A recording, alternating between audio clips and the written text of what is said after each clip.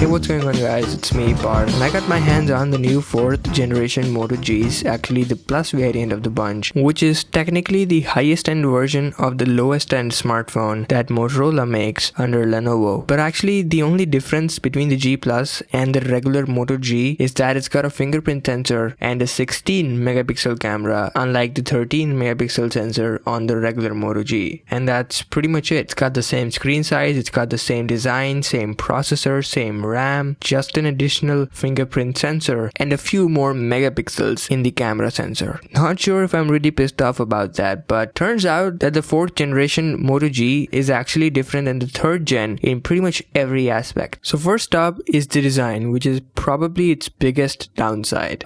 It's actually a bit thinner, coming in at 8mm, a bit lighter as well, and also a bit bigger thanks to that 5.5 inch display at the front that I'll get to in a bit. But talking about design, it's a completely flat design now as compared to the curved one from previous year, although it's not really made up of any premium material, so it's completely plastic. Also, you need not expect any grippy texture on the back because it is just pure slippery plastic. In fact, it is one of the most slipperiest phones I have ever held, even though it's no glass or aluminium. Also, those buttons, the power button is a ridged one, so it's pretty cool, but then both of these are absolutely not at all tactile, so that is something really disappointing.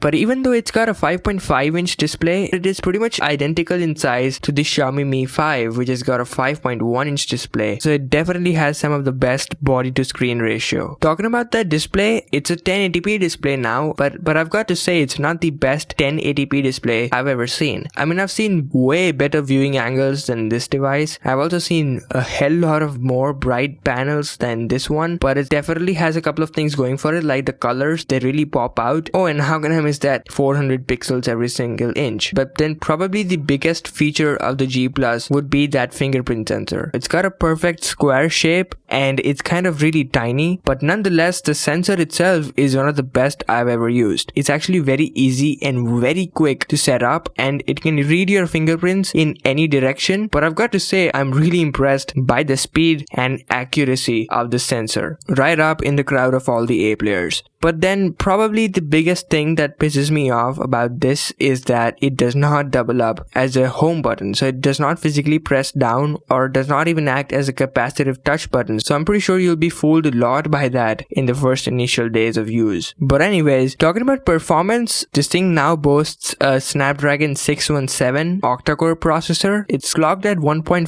GHz, so slightly low frequency, but then the cores sort of balance it up. And you can actually choose the amount of RAM that you need, 2 GB or 3 GB depending on the model you choose. It's got 16 GB of stock inbuilt storage, but you can expand that to 128 GB via micro SD card slot, so that's pretty dope. As far as the camera is concerned, it's a 16 megapixel sensor from OmniVision. I'm pretty sure you haven't heard about them, but then the camera on this device definitely seems to have some potential. Of course, I was not able to test that in depth, but what I can tell from my brief usage is that it's really quick to take all the photos. It cannot shoot 4K videos though, but nonetheless it's also got f2.0 of aperture, so I think it should be pretty good in low light, but I'm not expecting much. But as I said, I'm really psyched to test it in depth to give you guys my full verdict on it. Kind of really expecting a lot from this one. It's also got a 3000 milliamperes of battery inside it, and I don't really think it would be stupid to assume that it would be really good, because the 3rd generation Moto G had a 2400 milliampere battery which performed incredibly amazing. So even though this device has got more pixels to push and a highly powerful processor to hold, I don't really think that 3000 milliampere battery would disappoint. So there you have it. That's pretty much it. That's pretty much everything which is new and different in the new Moto G. Not too sure if I'll get the G Plus over the regular G, but what do you guys think? Let me know in the comment section below. I'm not too sure if I'll do a review of it, but if I will, make sure to follow me on Twitter because that's where I'll update you guys. Thanks a lot for watching this video. Feel free to share this, feel free to rate this video, and I'll catch you really soon.